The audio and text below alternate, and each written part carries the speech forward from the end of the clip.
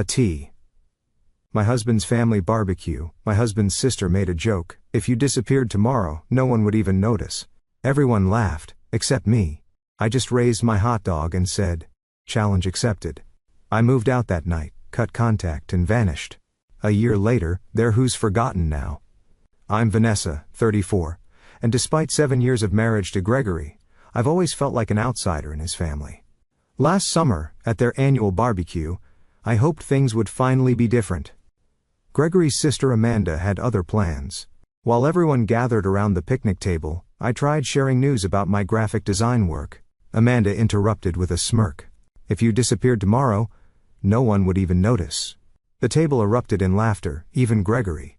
I just raised my hot dog, locked eyes with her, and said, "Challenge accepted." I moved out that night. What happened when I reappeared a year later? Gregory and I met during our final year at university. I was studying graphic design while working part-time at a local coffee shop to pay tuition. He was completing his business degree, fully funded by his parents. We connected when he came in for a late-night study session and started chatting about the book I was reading behind the counter. Our romance was a whirlwind. Within 3 months, we were inseparable. By graduation, he proposed with a ring that cost more than my entire student debt. I was swept away by his charm, intelligence, and what I perceived as genuine love.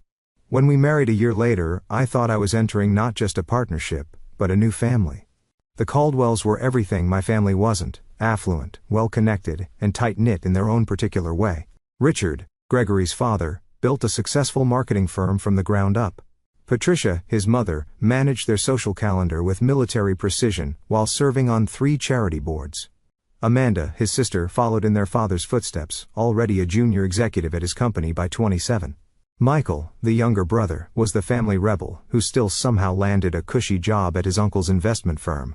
My own background couldn't have been more different.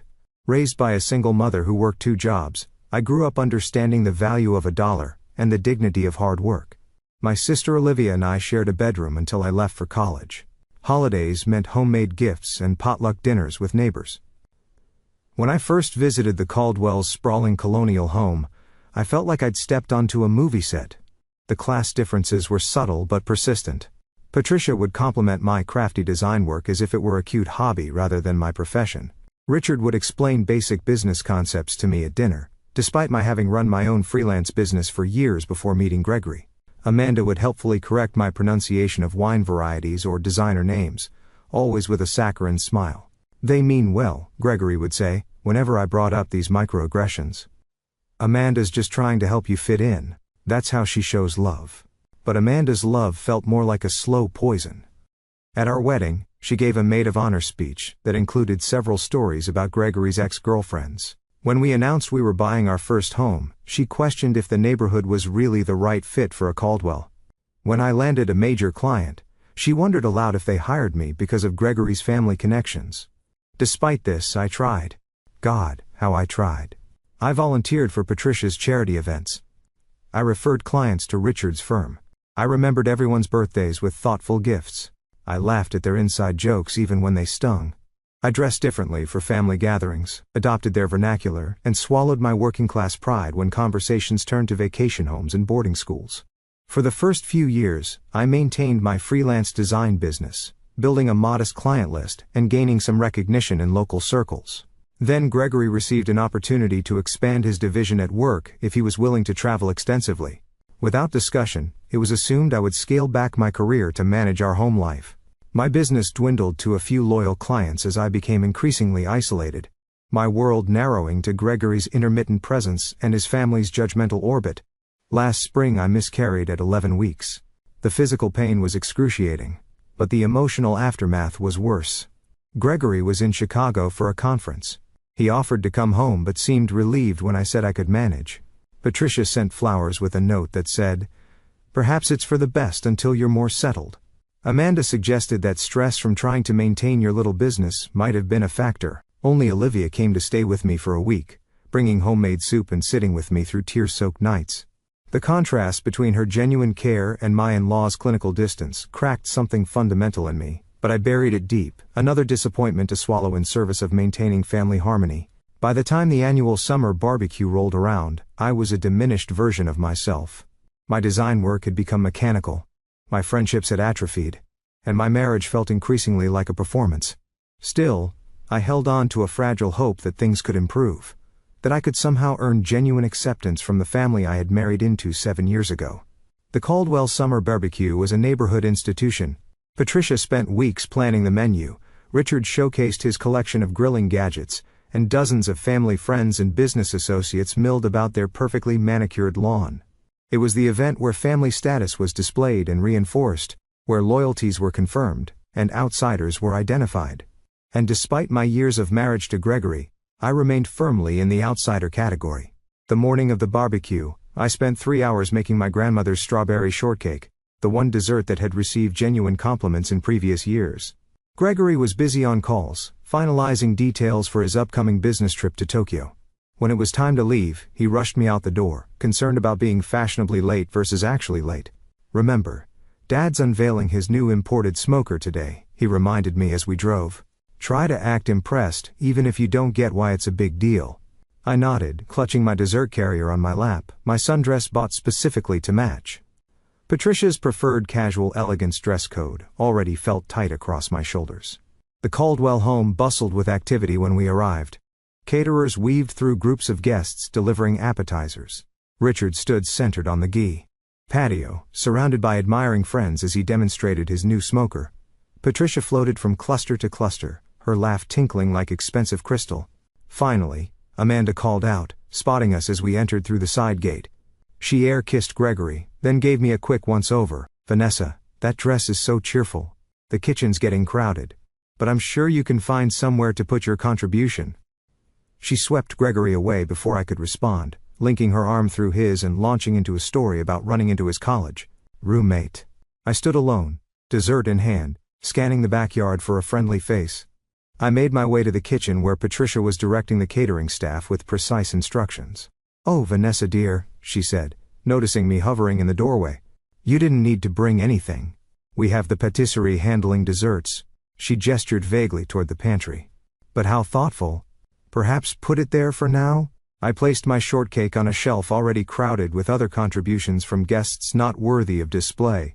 As I exited the kitchen, I overheard Patricia instructing a server to make room for Amanda's authentic tiramisu at the center of the dessert table. The next 2 hours passed in a blur of polite smiles and truncated conversations. I'd start chatting with one of Gregory's cousins, only to have them pulled away by Patricia to meet someone important. I offered to help set up the buffet line but was told the caterers had a system. I tried joining a conversation about recent films but couldn't get a word in edgewise. Michael's wife Charlotte received entirely different treatment despite being married into the family for only 2 years.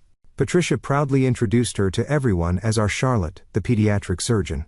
Amanda included her in reminiscences about family vacations she couldn't possibly have attended. Even Richard, who rarely engaged with in-laws, asked detailed questions about her work. The contrast wasn't lost on me, nor was the irony that Charlotte looked as uncomfortable with the attention as I was with the lack of it. When lunchtime arrived, Gregory reappeared at my side, having spent the morning deep in conversation with his father's business associates. "Having fun?" he asked, not waiting for an answer, before guiding me toward the elaborate buffet line. We filled our plates and joined the main table on the patio. I ended up seated between Gregory's elderly uncle Frank, who was hard of hearing, and a space left open for Amanda, who was still serving herself. Gregory sat across from me, already engrossed in conversation with Richard about Japanese business etiquette.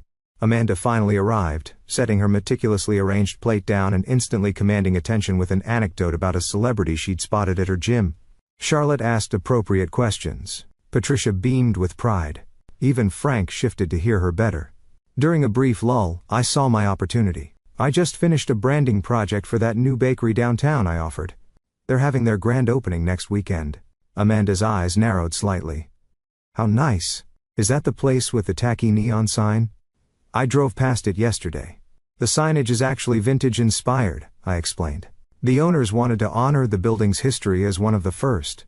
"If you disappeared tomorrow," Amanda interrupted with a theatrical sigh, "no one would even notice." That's how boring this conversation is. The table erupted in laughter. Patricia tittered behind her napkin. Richard guffawed. Even Gregory chuckled, reaching for his beer. Frank, who likely hadn't heard the comment, joined in automatically. Sound surrounded me like cold water, shocking my system. I felt simultaneously hyper-visible and completely invisible. My face burned, but my hands turned ice cold. In that moment, 7 years of accumulated slights crystallized into perfect clarity. Didn't cry. I didn't storm off. I didn't create a scene that would later be recounted as evidence of my emotional instability. Instead, I raised my hot dog in a mock toast, met Amanda's gaze directly and said clearly, "Challenge accepted." A brief confused silence fell over the table. Amanda's smile faltered slightly. Gregory looked between us, sensing something had shifted but unable to identify what. Then Patricia chirped, "Who's ready for Richard to carve the brisket?" And the moment passed. For the remainder of the afternoon, I observed rather than participated. I watched how easily they all moved through their world of assumed privilege and belonging. I noted how Gregory seamlessly blended with his family, while occasionally throwing me an absent smile. I catalogued every slight, every exclusion, every moment I was spoken over or around. Most importantly, I listened to the quiet voice inside, me that had been whispering for years, now finally loud enough to hear, "You deserve better than this." By the time we gathered our things to leave, my decision was made. The only question remaining was how to implement it. The drive home from the barbecue stretched in silence. Gregory checked emails on his phone, occasionally reading aloud snippets about his Tokyo trip. I stared out the window, mental calculations already running beneath my outward calm. When we reached our driveway, he finally seemed to notice my unusual quiet. "Everything okay? You've been off since lunch." I considered my words carefully. Amanda's joke about me disappearing. "Did you think that was funny?" Gregory sighed, unbuckling his seatbelt. "Don't start with this again. Amanda was just being Amanda. You know how she gets at family gatherings." "You laughed," I said simply. "It was a joke, Vanessa. Not everything needs to be analyzed to death." He got out of the car, effectively ending the conversation. That night, as Gregory slept soundly beside me, I stared at the ceiling, replaying not just the day's events, but the entire trajectory of our marriage. I thought about the bright, ambitious designer I'd been when we met. I remembered how confidently I'd handled clients, how passionate I'd been about my work, how deeply I'd connected with friends. Somewhere along the way, I'd started believing the subtle message the Caldwells had been sending. That I was lucky to be among them, that my inclusion was conditional upon my compliance, that my worth was determined by their assessment. I slipped out of bed at 2 a.m. and padded to my home office. I opened my laptop and began methodical research, bank accounts, apartment listings in Seattle where Olivia lived, transportation options. By dawn, I had a rudimentary plan. Gregory left for a morning golf game with Richard, kissing me absently, on his way out the door. The moment his car pulled away, I began executing my plan with surprising clarity. First, I called Jessica, my college roommate who had remained loyal despite my increasing isolation. "I need a massive favor," I said when she answered. "Name it," she replied without hesitation. "I'm leaving Gregory today. Can you come help me pack the essentials?" 2 hours later, Jessica arrived with coffee, packing supplies and fierce determination in her eyes. We worked efficiently, identifying what I truly needed versus what could be replaced. Clothes, personal documents, irreplaceable mementos, and my design equipment took priority. "I can store whatever doesn't fit in your car at my place," Jessica offered, carefully wrapping a framed photo of my mother and me. While Jessica organized the physical items, I handled the financial separation. I transferred exactly half of our joint savings into my personal account, not a penny more, despite the temptation. I paid my share of the monthly bills that were due. I made a list of subscriptions and services to transfer or cancel.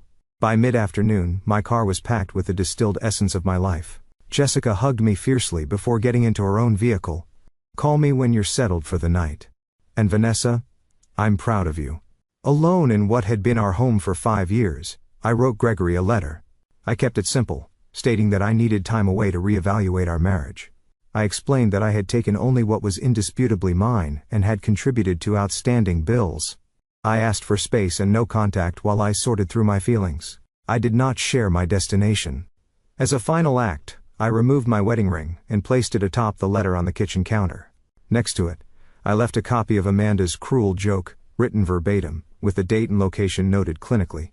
Before leaving, I allowed myself one moment of sentimentality. I picked up our wedding photo from the hall table. We looked so happy, so full of possibility. Gregory's smile reached his eyes back then. My own face shone with hope and confidence I barely recognized now. "Goodbye," I whispered, replacing the frame and walking out the door without looking back. The sensation of driving away from our suburban neighborhood was both terrifying and exhilarating. With each mile marker, the tightness in my chest loosened incrementally.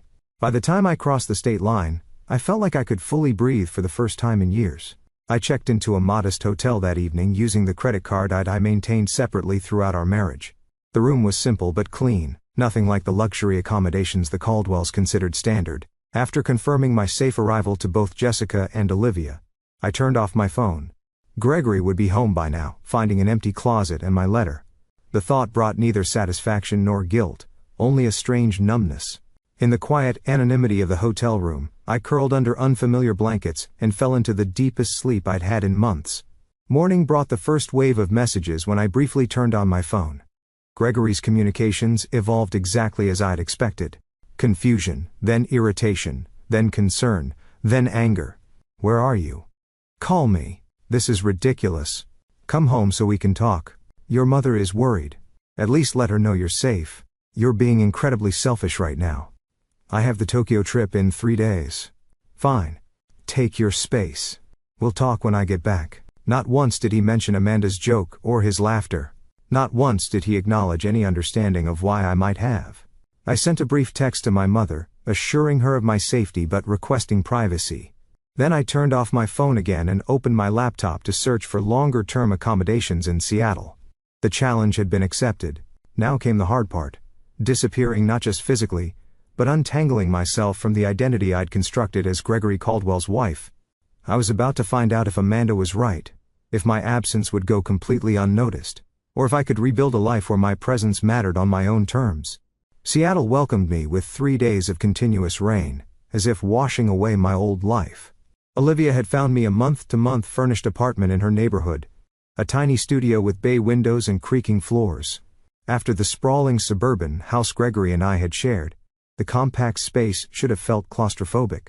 Instead, it felt like a snug cocoon. "The building's nothing fancy," Olivia apologized as she helped me carry in my limited belongings. "But the location is great, and the landlord doesn't ask too many questions." "It's perfect," I assured her, running my hand along the worn but solid kitchen counter. "It's just mine." That first week passed in a blur of practical arrangements. I opened a new bank account at a local credit union. I set up mail forwarding through Jessica rather than leaving a direct trail. I purchased a new phone with a Seattle area code. I created updated profiles on freelance design platforms, carefully curating my portfolio to remove work connected to Gregory's network. Gregory's messages continued, transitioning from anger to bargaining. "Whatever's going on, we can work through it," he wrote. "Just come home." I maintained my silence, not out of cruelty but self-preservation. Every time I considered responding, I remembered the laughter around that picnic table, the years of subtle diminishment, the gradual erosion of my identity. Amanda posted a passive-aggressive Instagram story 2 weeks after my departure. "Family is everything. You can't choose who stays and who goes." The comments filled with heart emojis from various Caldwell connections. Gregory's mother called my mother, expressing theatrical concern while fishing for information. Michael's wife Charlotte sent a tentative text. "If you ever want to talk, I'm here." I responded to none of them. Instead, I focused on rebuilding. Jessica shipped the remainder of my belongings in unmarked boxes. I found a therapist specializing in family dynamics and marital trauma, scheduling weekly sessions that often left me emotionally drained, but incrementally stronger. "What Amanda said at the barbecue," Dr. Lewis commented during our 3rd session. "That wasn't the cause of your departure. It was the catalyst. The last straw," I agreed. "Tell me about the first straw," she prompted. That question unlocked a flood of memories, subtle digs disguised as helpful advice, achievements minimized, opinions dismissed. All while Gregory stood by, not malicious, but complicit in his silence. By month 2, I had secured 3 steady design clients through online platforms. The work wasn't particularly creative, mostly formatting ebooks and designing social media templates, but it paid the bills. More importantly, each completed project rebuilt my professional confidence. One rainy Tuesday, I walked into a local coffee shop and noticed a striking wall mural. The barista saw me admiring it. "Beautiful, right? The owner commissioned it from a local artist," she explained while preparing my latte. She's looking for someone to redesign our menu boards and promotional materials, actually. An hour later, I was sitting with Eleanor Marshall, the 50% owner with silver-streaked hair, and a straightforward manner I found immediately refreshing. "I don't care about your resume," she said, waving away the portfolio I'd pulled up on my tablet. "Show me your personal work, the stuff you do, because you can't not do it." I hesitated, then navigated to a folder I'd barely opened in years. These were designs I'd created for myself, experimental, sometimes impractical, but authentically mine. Eleanor studied them in silence, occasionally zooming in on details. "You've been hiding," she finally said, looking up with sharp blue eyes. "These are good, really good. But, recent?" "No," I admitted. "I haven't done work like this in years." "Why not?" The question was simple, but struck like a physical blow. I found myself telling Eleanor an abbreviated version of my story, the creative passion I'd once had, the gradual sublimation of my style to suit the Caldwell aesthetic, the slow surrender of my artistic voice. Eleanor listened without interruption, then nodded once. "You're hired for the menu project, but on one condition." "What's that?" "You do one personal piece, something purely your own, every week. Bring it when we meet. I don't care if it's good or finished. I care that you're finding your voice again." Eleanor became more than a client. She became a mentor, pushing me to reclaim my creative courage with blunt feedback and unexpected encouragement. Through her, I connected with other local business owners needing design work. My calendar slowly filled with projects that engaged rather than depleted me. Meanwhile, Gregory's attempts at contact became less frequent. The divorce papers I filed through my lawyer were met with a barrage of calls that I didn't answer. Eventually, his attorney connected with mine. The proceedings moved forward with clinical efficiency, Gregory's initial resistance giving way to resignation. 4 months into my new life, I allowed myself to check social media. Gregory's profile showed him at a company event, smiling beside a woman I didn't recognize. Richard had posted about the Tokyo expansion, tagging Gregory with proud father emojis. Amanda shared multiple photos from a family dinner, captioned, "Missing no one." The confirmation stung less than I expected. Amanda had been right after all. My disappearance had barely caused a ripple in the Caldwell family pond. Somehow, this validation brought not pain, but liberation. I was no longer defined by their perceptions. 6 months to the day after leaving, I received the finalized divorce papers. Gregory had signed without contesting the straightforward division of assets. We'd negotiated through our lawyers. No alimony either way. A clean split of joint property, complete separation going forward. His only personal communication was a brief note. "I still don't understand, but I won't fight you anymore." That evening, I stood in front of my bathroom mirror and cut my hair, shedding the long style Gregory had always preferred for a modern bob that framed my face. The woman who stared back seemed both familiar and new. Thinner perhaps, with faint lines around her eyes, but with a clarity of gaze I hadn't seen in years. By month 8, my design business had expanded enough to require a small workspace outside my apartment. I rented a desk in a cooperative creative studio surrounded by other independent artists and entrepreneurs. For the first time since college, I had colleagues who valued my input and challenged my ideas on equal footing. When the anniversary of my departure approached, I no longer needed to check social media to know what the Caldwells were doing. They had receded from my daily thoughts, becoming characters in a story I'd lived through rather than active presences in my life. Meanwhile, my new world continued expanding. A branding project for a local artisan food company won regional recognition. My redesign of Eleanor's coffee shop attracted attention from a lifestyle magazine. A comment I made during a design workshop led to an invitation to speak at a creative conference. 1 year after Amanda's fateful joke, I was no longer invisible. I had built a life where my presence was not only noticed but valued, where my voice was heard rather than interrupted, where my contributions were recognized rather than dismissed. The challenge had been met, but the story wasn't over yet. The email from Westwood Creative arrived exactly 52 weeks after the barbecue that changed everything. The subject line was innocuous, seeking designer for national campaign, but the content sent a jolt through my system. "Your work for Rainier Artisanal Foods caught our attention. We're developing a campaign for Sheffield consumer brands, and believe your aesthetic would be perfect for the project. Initial meeting next week if interested." Sheffield Consumer Brands was a subsidiary of Caldwell Marketing Group, Richard's company. The coincidence seemed too precise to be accidental. I called Eleanor, who had become my sounding board over the past year. "It could be completely legitimate," she reasoned after. I explained the connection. Your Rainier campaign was featured in 3 industry publications. But the timing is suspicious, I finished. The question isn't whether they know who you are, Eleanor said pragmatically. The question is whether the project is worth taking regardless. I requested more information from Westwood. The project was substantial, redesigning packaging for Sheffield's entire organic line, with a potential long-term contract for ongoing brand management. The budget they proposed was double anything I'd handled since establishing my Seattle business. After more 3 days of deliberation, I accepted the initial meeting. If this was a Caldwell orchestration, I wanted to face it directly, rather than wonder. And if it was legitimate, I didn't want fear of my past to constrain my future. The Westwood creative director, Thomas, made no indication he knew about my history with the Caldwells during our first meeting. We discussed design concepts, timeline, expectations, and budget particulars with straightforward professionalism. When I asked about client involvement, he mentioned only that Sheffield executives would review major milestones. I accepted the project, establishing clear boundaries about communication channels and approval processes. For 3 weeks, everything proceeded normally. My preliminary designs received positive feedback. The timeline remained on track. No Caldwell names appeared on any correspondence. Then came the announcement. Sheffield consumer brands would be featured at the annual Marketing Innovation Gala, unveiling their rebranded organic line as part of the presentation. As the lead designer, my attendance was highly encouraged. The gala was a major industry event, precisely the type of opportunity my rebuilding career needed. It was also exactly the sort of function the Caldwells never missed. Richard considered these networking evenings essential to maintaining the family's business prominence. Gregory had always dutifully followed his lead. You have 3 options, my therapist observed during our session that week. Decline to attend, and potentially limit your professional growth. Attend and attempt to avoid the Caldwells, which may prove stressful and ultimately futile, or attend and prepare to engage with them on your terms.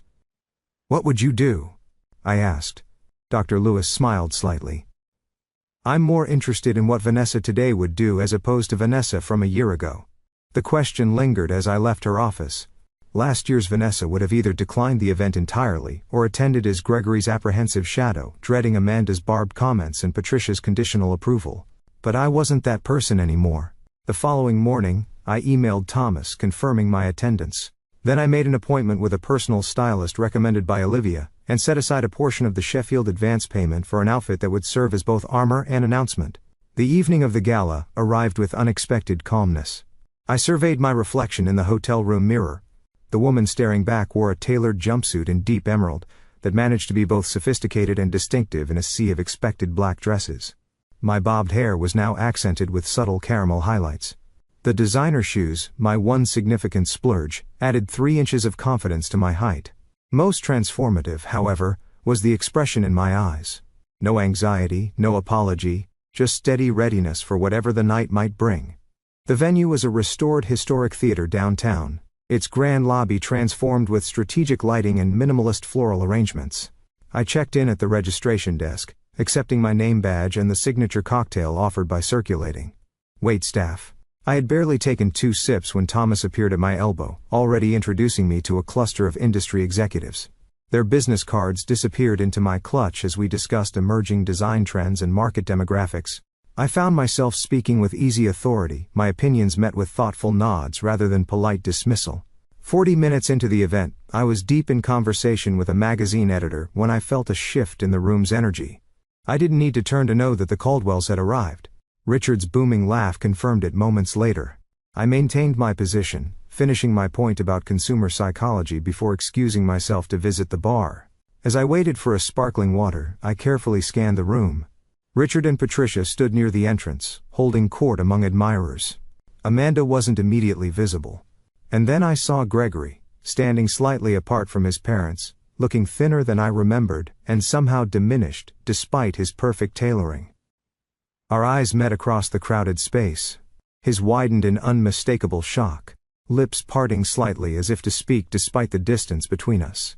I held his gaze steadily, neither smiling nor frowning, then deliberately turned my attention to the bartender, thanking him for my drink. The first encounter came minutes later. Richard approached while I was examining the event program. "Vanessa," he said, his tone conveying neither warmth nor hostility. "Quite a surprise." "Richard," I nodded, meeting his gaze directly. I'm the lead designer for Sheffield's organic rebrand. He blinked, momentarily disconcerted by my calm demeanor. I hadn't made the connection. Their creative is being handled externally through Westwood. Yes. I'm working with Thomas's team.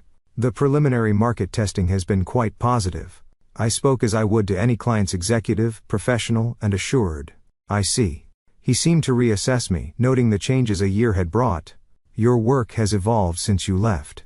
Not evolved, I corrected with a small smile. Returned to its authentic direction. Richard shifted uncomfortably. Patricia is here somewhere. I'm sure she'd want to say hello. Of course, I replied, neither encouraging nor discouraging the prospect. As Richard moved away, presumably to report his discovery to the family, I rejoined the Westwood team, seamlessly integrating into their conversation about upcoming presentation logistics. From the corner of my eye, I could see the ripple effect as Richard spoke to Patricia, whose perfectly maintained composure slipped momentarily as she sought me in the crowd. The Sheffield presentation was scheduled for the middle of the evening. As the time approached, Thomas guided me toward the staging area. We were nearly there when Amanda stepped directly into our path, her expression a complex mixture of surprise and calculation. Vanessa, no one mentioned you were involved with this project. Her tone suggested this oversight was somehow my fault. Amanda, I acknowledged. I'm working with Westwood Creative. Thomas, this is Amanda Caldwell, Richard's daughter. Thomas extended his hand. Miss Caldwell, pleasure to meet you. Vanessa has been exceptional to work with. You know her work? Amanda's smile tightened. We're family, actually, or were. How nice. Thomas replied non-committally. Excuse us. We need to prepare for the presentation. As we walked away, Thomas glanced at me questioningly, but respected my privacy enough not to pry. I appreciated his professionalism more than he could know. The presentation itself passed in a focused blur. I spoke about design philosophy and consumer connection, demonstrated key elements of the rebranding strategy, and answered questions with composed expertise. The audience response was overwhelmingly positive with several spontaneous rounds of applause. From my position on stage, I could see the entire Caldwell family seated together near the front. Patricia maintained a neutral expression throughout. Richard nodded occasionally at particularly impressive metrics.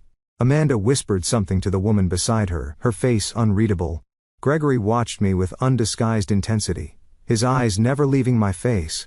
After the formal presentation concluded, I was immediately surrounded by attendees with questions and compliments. Business cards were exchanged, potential opportunities mentioned, connections established. This professional validation, earned entirely through my own merit, felt like the sweetest possible vindication. Eventually the crowd thinned as people moved toward the dinner portion of the evening. I was gathering my presentation materials when Gregory finally approached alone. You look well, he offered, hands tucked awkwardly in his pockets. Thank you, I replied simply. I didn't know you were in Seattle. That was intentional. He nodded, accepting this truth. Your presentation was impressive. You always were talented. I always am talented, I corrected gently. Present tense. Gregory looked down, then back up with unexpected directness. I've thought a lot about what happened, about Amanda's joke and everything before that. I didn't understand at first, but this past year has been, he paused, searching for words. Clarifying. I'm glad to hear that, I said, meaning it. I miss you, he admitted quietly. The words hung between us, once so desperately desired, but now arriving too late. I felt no triumph in his regret, no vindictive pleasure in his loneliness, just a calm certainty that I'd made the right choice. I need to join my team for dinner, I said, neither cruel nor encouraging. Will you be at tomorrow's workshop? Yes. I'm presenting the digital integration segment. He nodded again. Maybe we could get coffee afterward. Just to talk. I considered his request, weighing my own emotional landscape. I can spare half an hour, I conceded. Professional courtesy. Relief flickered across his face. Thank you. As I turned to leave, Patricia appeared at Gregory's elbow, her social smile firmly in place. Vanessa darling, what an absolute delight to see you thriving. Her words were perfect. Her tone betrayed her discomfort. Patricia, I acknowledged. I hope you're well. We've all missed you at family gatherings, she continued, the practiced lie falling easily from her lips. No one makes strawberry shortcake quite like yours. The old Vanessa would have accepted this olive branch, however disingenuous. The new Vanessa held her ground. That's interesting, I replied pleasantly. I recall my shortcake being relegated to the pantry while Amanda's tiramisu took center stage at the last gathering I attended. Patricia's smile faltered briefly before recovering. A simple misunderstanding, I'm sure. Multiple simple misunderstandings over 7 years, I agreed, maintaining my pleasant tone. How fortunate that I now work in environments where such misunderstandings rarely occur. Before Patricia could respond, the event coordinator announced dinner seating. I excused myself with polite finality, joining the Westwood team at their assigned table across the room from the Caldwells. The remainder of the evening passed without further direct interaction, though I occasionally caught Gregory watching me from afar. As the event concluded, I declined the team's invitation for after-party drinks, preferring the quiet completion of returning to my hotel room alone. In the tranquil privacy of my room, I kicked off my designer shoes and stood at the window overlooking the glittering city. The confrontation I'd half-dreaded for months had come and gone, leaving me not depleted but strengthened. I had faced the Caldwells not as an apologetic outsider, but as a successful professional in my own right. Amanda's challenge, if you disappeared tomorrow, no one would even notice, had precipitated not just my physical departure, but a complete reinvention. The final irony was that by disappearing from their world, I had become more visible in my own. The morning after the gala dawned with unexpected sunshine streaming through my hotel room curtains. I prepared for the day's workshop with methodical focus, selecting a professional but comfortable outfit, and reviewing my presentation notes over room service coffee. The Sheffield marketing workshop was being held in the hotel's conference center, a more intimate setting than the previous night's gala. As I arranged my materials at the presenter's table, I spotted Richard engaged in intense conversation with Thomas near the refreshment station. Their discussion appeared businesslike but not tense. Occasionally, Richard would nod or gesture toward the product displays. Attendees gradually filtered in, networking over pastries and coffee before finding seats. I was reviewing my slide deck one final time when Amanda entered, scanning the room with calculated casualness until her gaze landed on me. After a moment's hesitation, she approached, coffee cup clutched perhaps too tightly. "Good morning," she offered, her tone carefully neutral. "Thomas speaks very highly of your work." "Thomas is an excellent creative director," I replied. "The entire Westwood team has been exceptional." Amanda shifted her weight slightly. "I didn't realize you'd established yourself in Seattle. Your presentation last night was impressive." Coming from Amanda, this reluctant acknowledgement was practically effusive praise. I thanked her with simple courtesy, neither overreacting to the compliment nor dismissing it. "Father is considering bringing the entire Sheffield account in-house after this campaign," she continued, watching me closely. "He's been impressed with the direction." I understood the subtext immediately. If Sheffield became a direct Caldwell marketing client, my work would either disappear or be attributed to their in-house team. The old insecurity flickered briefly before I extinguished it. "That would be Richard's prerogative as Sheffield's parent company," I said evenly. "However, Westwood has contractual provisions regarding creative attribution that are quite specific. Thomas is particularly careful about protecting his designer's work." Amanda's expression tightened almost imperceptibly. Before she could respond, the workshop facilitator called for everyone to take their seats. Our conversation ended with mutual professional nods, a far cry from our last interaction over hot dogs and cruel jokes. The morning sessions proceeded efficiently with presentations on market analysis and consumer demographics. My segment on digital integration strategies was scheduled just before the lunch break. As I took the podium, I noticed Gregory slipping into the back of the room, clearly having timed his arrival for my presentation. I delivered my content with confident expertise, demonstrating how the packaging designs incorporated augmented reality features and seamlessly connected to the broader digital ecosystem. The question period afterward was lively with engaged participants and thoughtful discussion. When Richard himself asked about implementation timelines, I answered with specific benchmarks already agreed upon with the Sheffield team. As attendees broke for lunch, Gregory made his way toward me, but was intercepted by a Sheffield executive with urgent questions. I used the opportunity to step outside for fresh air, needing a moment away from the Caldwell gravitational pull. The hotel's courtyard garden provided a quiet respite. I just settled on a bench when Patricia appeared on the pathway, her expression suggesting our meeting wasn't accidental. "You've always had excellent timing for escapes," she observed, smoothing her skirt as she sat beside me uninvited. "I prefer to call it recognizing when I need space," I replied. Patricia studied me with new attention. You've changed. I've reverted, I corrected, to the person I was before I started trying to fit into spaces that weren't designed for me. She sighed lightly. Families are complicated, Vanessa. Especially established ones like ours. There are expectations, traditions, ways things have always been done. I'm aware. I spent 7 years observing those traditions. 7 years trying to meet those expectations. Perhaps we weren't always as welcoming as we could have been, Patricia conceded, the closest thing to an apology I'd ever heard from her. But disappearing without a word was rather dramatic, don't you think? I turned to face her directly. I left a detailed letter for Gregory. I ensured all financial obligations were properly handled. I made a clear adult decision to remove myself from a situation that had become harmful to my well-being. There was nothing dramatic about it. Gregory was devastated, she countered. Gregory was inconvenienced, I corrected gently. There's a difference. Patricia's perfectly maintained facade cracked slightly. You have no idea what this past year has been like for him, for all of us. You're right, I acknowledged. Just as you have no idea what the previous 7 years were like for me. We sat in tense silence for a moment before I continued.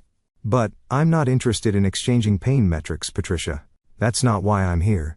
I'm here because I'm good at what I do, and my work has value to Sheffield's campaign. Something shifted in Patricia's expression, not quite respect but perhaps a new awareness. You always were stubborn. Determined. I countered with a small smile. Another distinction worth noting. As we headed back toward the conference center, Patricia asked an unexpected question. Will you be at the closing dinner tonight? Yes. Westwood has a table. She nodded thoughtfully. The salmon is usually excellent. It was such a normal, mundane observation, the kind mothers-in-law typically share with daughters-in-law, that it momentarily disoriented me. I murmured agreement as we rejoined the workshop, separating to our respective tables. The afternoon sessions focused on implementation strategies.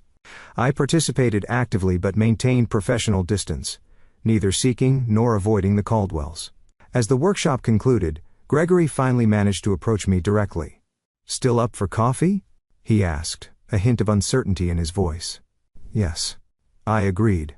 There's a shop in the lobby. We walked together in silence, the familiarity of his presence beside me both strange and nostalgic. Once seated with our drinks, his usual Americano and my latte, ordered without need for discussion, the awkwardness intensified. Seattle suits you, he finally offered. It does, I agreed. The creative community has been welcoming. Gregory traced the rim of his cup. I've been in therapy since you left. Dad thought it was unnecessary but he shrugged. It's been helpful. This surprised me. Gregory had always dismissed therapy as paying someone to tell you what you want to hear. I'm glad, I said sincerely. My therapist helped me understand some things about our marriage, about my family. He met my eyes directly. About how I failed to see what was happening to you because it was easier not to. The acknowledgement was unexpected and disarming. For a moment I glimpsed the man I had fallen in love with, thoughtful, capable of growth, willing to examine himself. Thank you for saying that, I replied quietly. I didn't stand up for you, he continued. Not against Amanda, not against Mom. Not even against my own expectations that you would just adapt to whatever the family needed. No, you didn't, I confirmed without rancor. I've thought a lot about that barbecue. About Amanda's joke and how everyone laughed, how I laughed. He swallowed hard. I keep thinking about what you said. Challenge accepted. I didn't understand then what you meant. And now? Now I realize you were declaring independence from all of us. His voice held equal parts admiration and regret. We talked for nearly an hour, longer than the half hour I'd allocated. Gregory shared how the family dynamics had shifted. In my absence, Amanda's increased criticism extending to his new girlfriend. Patricia's tightening control over family gatherings. Richard's disappointment when Gregory declined a promotion that would have required relocating. I'm seeing everything differently, he explained, like someone adjusted the contrast on a photo I've been staring at my whole life. When our coffee cups emptied, we both recognized the natural conclusion of our conversation. As we stood to leave, Gregory asked the question I'd been expecting. Is there any chance for us? Not right away, but eventually. I considered his face once the center of my world. I felt affection, compassion, even a whisper of the old attraction. But the tether had been severed, not just by Amanda's joke or my departure, but by the year of growth that followed. I think we both needed to become different people, I said gently. And I like who I'm becoming now. He nodded, accepting this truth with surprising grace. You were always stronger than I gave you credit for. We both were, I corrected. You just needed different circumstances to discover it. We parted with a brief platonic hug that felt like proper closure. As I watched him walk away, I realized I truly wished him well in building a life that was authentically his, not just an extension of the Caldwell legacy. The final confrontation came unexpectedly, as I was collecting my portfolio from the conference room.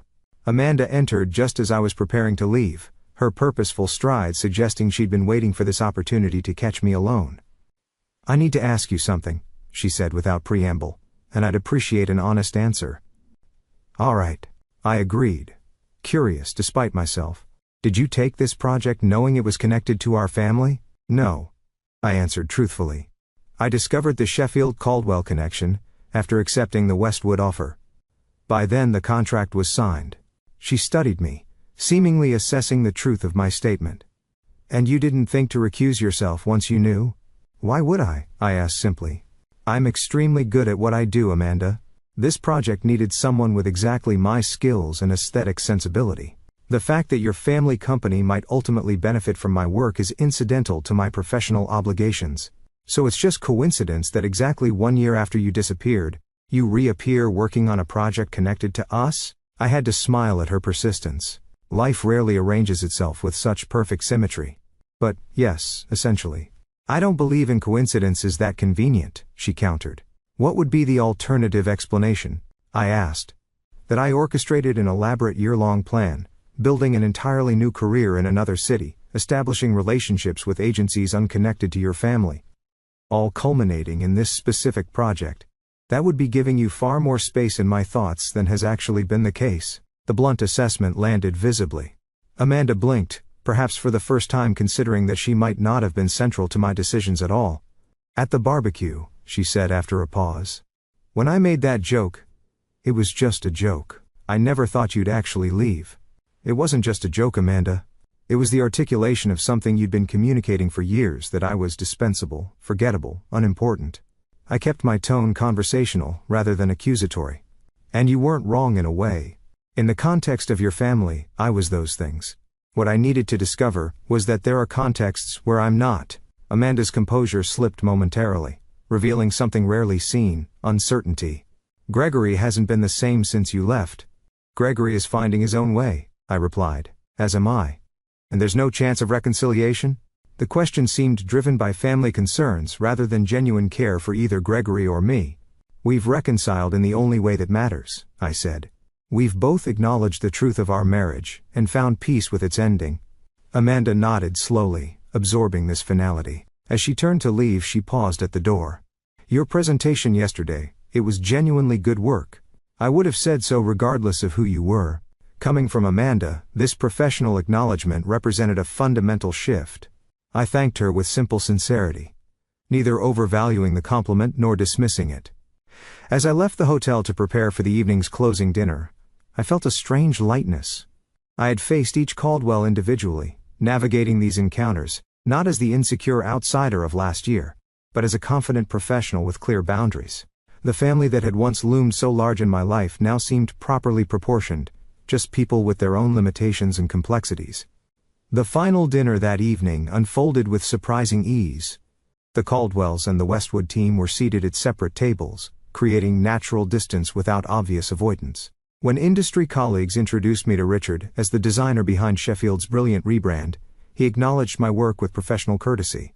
When Patricia complimented my dress during a chance encounter at the dessert station, I accepted graciously. Most tellingly, when Amanda's presentation on upcoming marketing trends included a slide featuring one of my designs with proper attribution, I recognized it for what it was: a public professional acknowledgement that would have been unthinkable a year ago. As the evening concluded, I exchanged contact information with several potential clients, confirmed next steps with Thomas, and said appropriate goodbyes to industry colleagues. Gregory approached briefly, simply wishing me safe travels and good luck with a sincerity that needed no elaboration. Leaving the venue, I felt no dramatic sense of triumph or closure. Instead, I experienced the quiet satisfaction of having reclaimed not just my professional identity, but my personal sovereignty. The Caldwells were now simply people I had once known intimately, who now occupied appropriate space in my past, rather than outsized significance in my present. Amanda's challenge, if you disappeared tomorrow, no one would even notice, had been not just accepted, but transcended. I had disappeared from their world, only to reappear transformed in my own.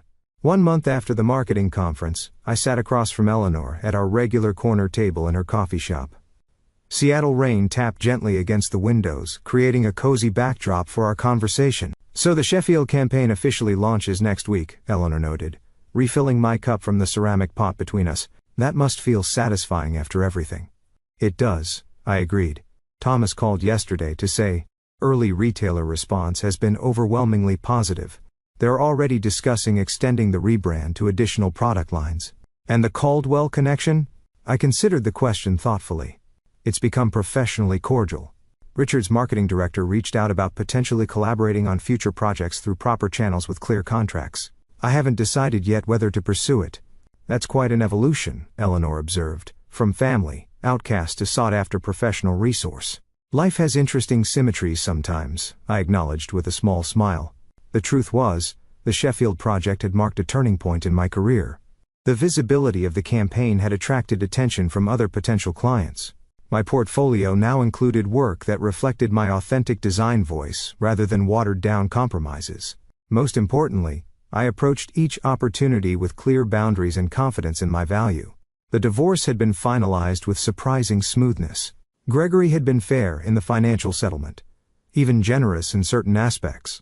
We maintained no direct contact, but our respective lawyers reported professional cooperation throughout the process.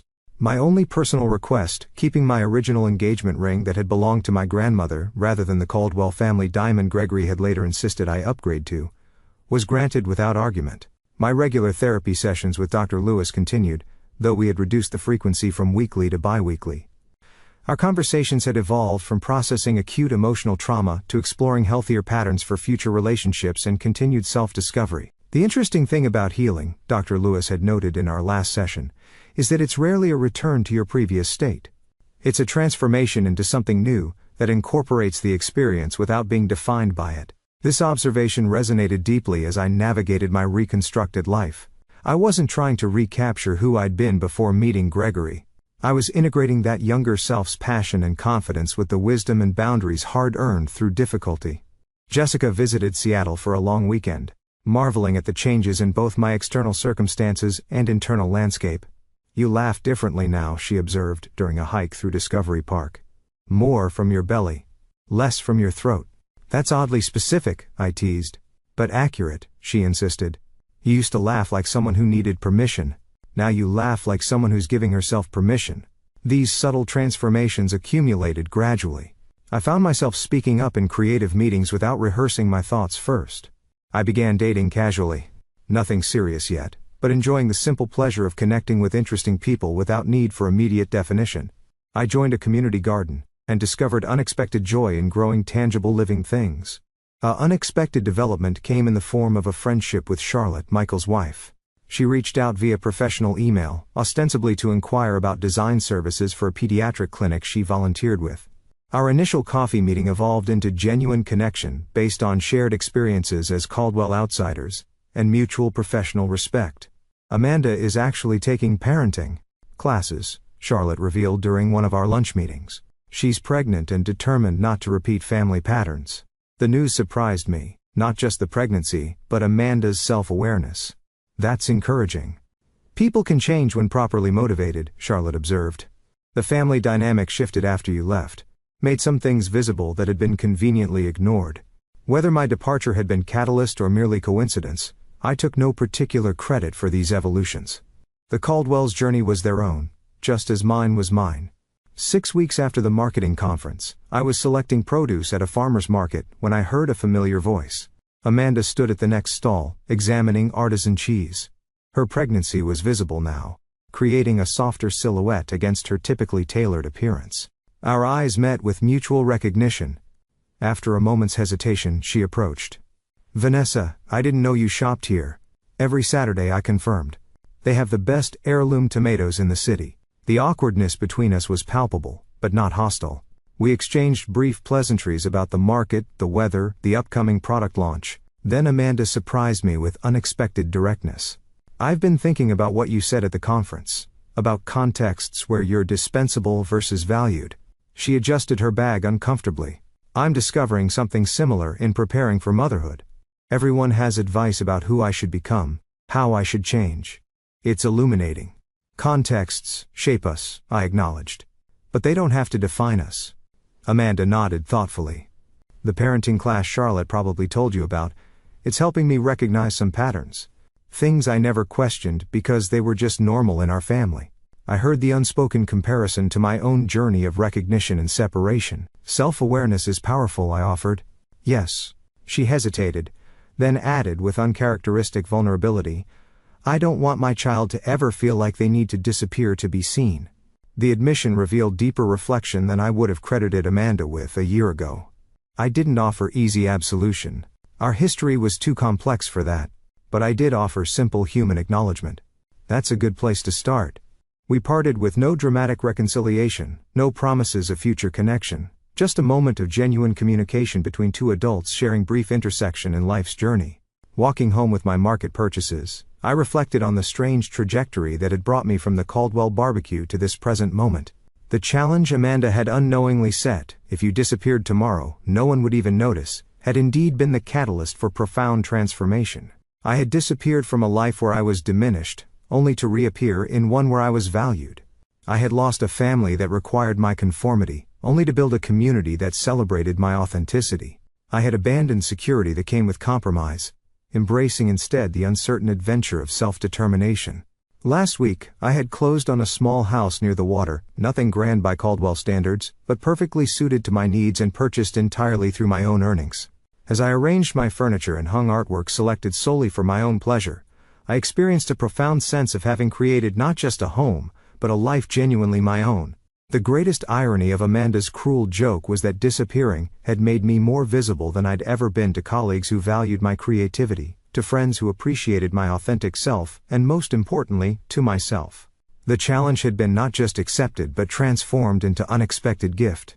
That evening, as Seattle's skyline glittered against darkening water, I opened my journal and wrote the reflection that had been forming for months. Sometimes we must disappear from others' narratives to discover our own.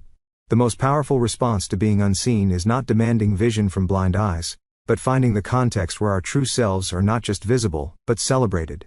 The opposite of disappearing isn't being noticed. It's becoming so fully present in your own life that external validation becomes unnecessary. The woman who had raised a hot dog in defiant toast 1 year ago could never have imagined the journey ahead.